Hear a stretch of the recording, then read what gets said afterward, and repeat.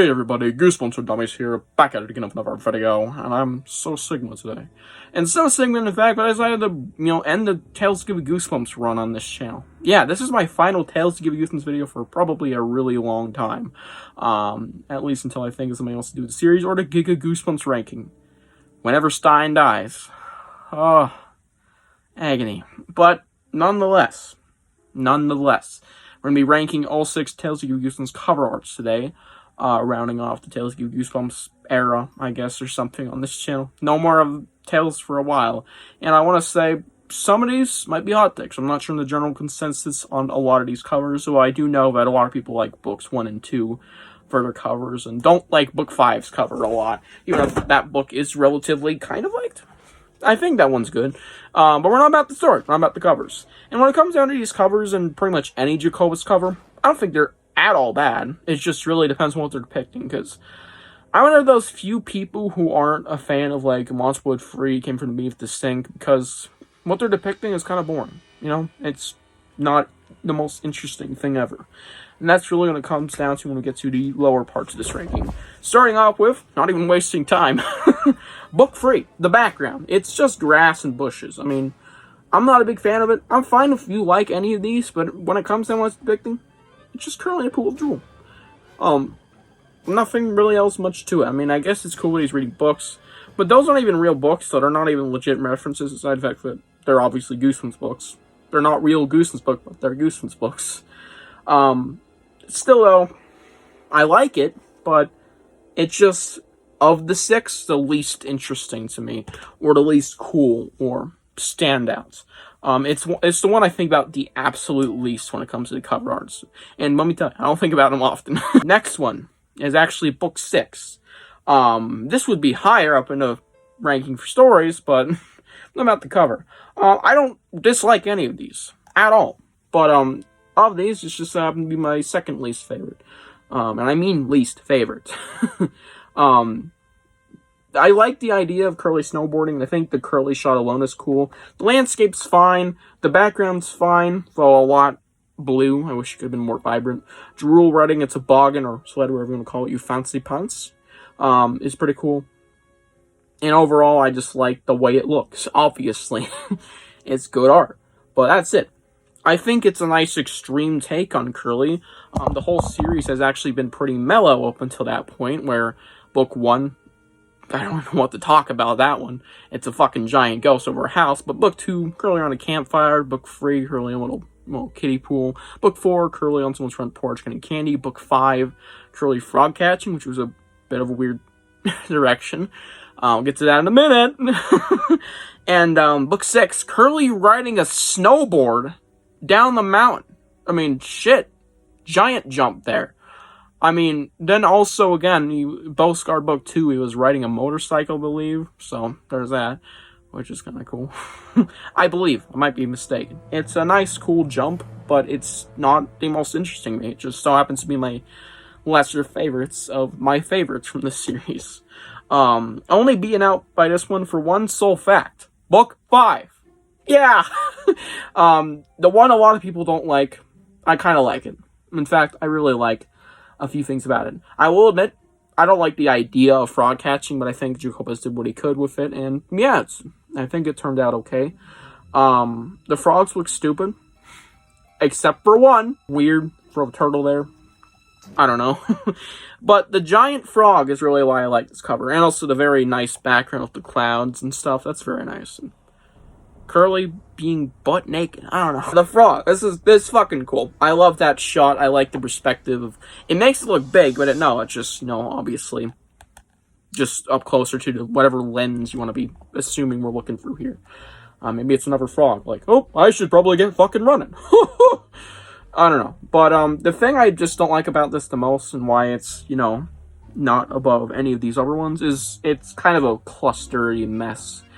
And it's easily the most out of place because of it. Because each one, it's really easy to tell what's going on. Book 6, riding down a mountain. Oh, there's drool. Book 3, he's in a pool. That one's the easiest to tell. Which might be a bad thing. It's just kind of bland. Book 1, giant fucking ghost. Book 2, around a campfire. Cool. And book 4, they're on a porch. But this one's like, what the fuck is going on? whoa, it's a cluster. There's a lot of detail, which is fine. There's a lot of shit going on, which is fine. It's kind of not spread out well. I just think it's a bit too chaotic. That's my only complaint about it. It's a good art piece, but not great for a book cover, let alone for this run. I think it just doesn't fit in Tales. Next up, book 4.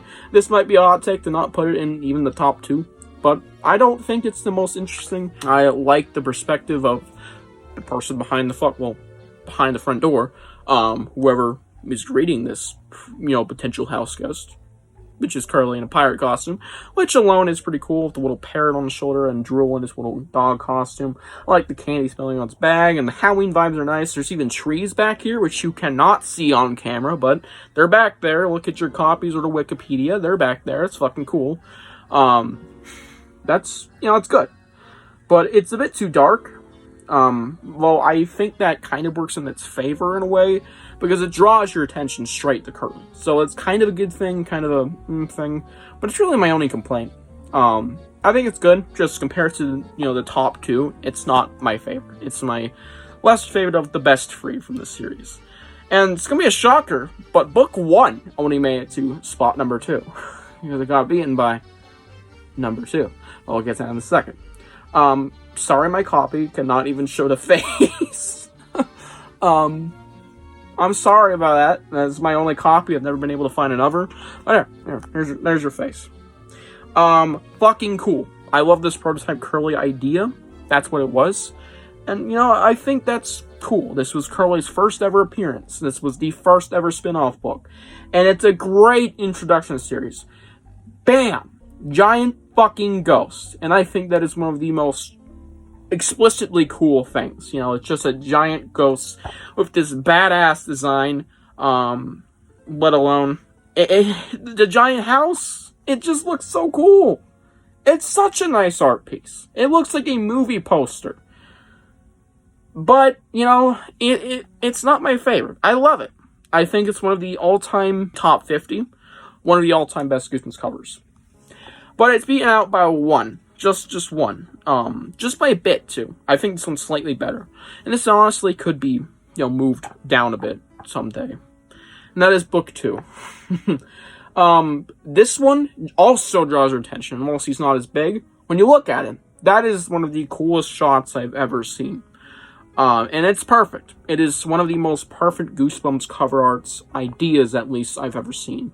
Curly, hands out like absolute cinema meat, in front of a giant full moon.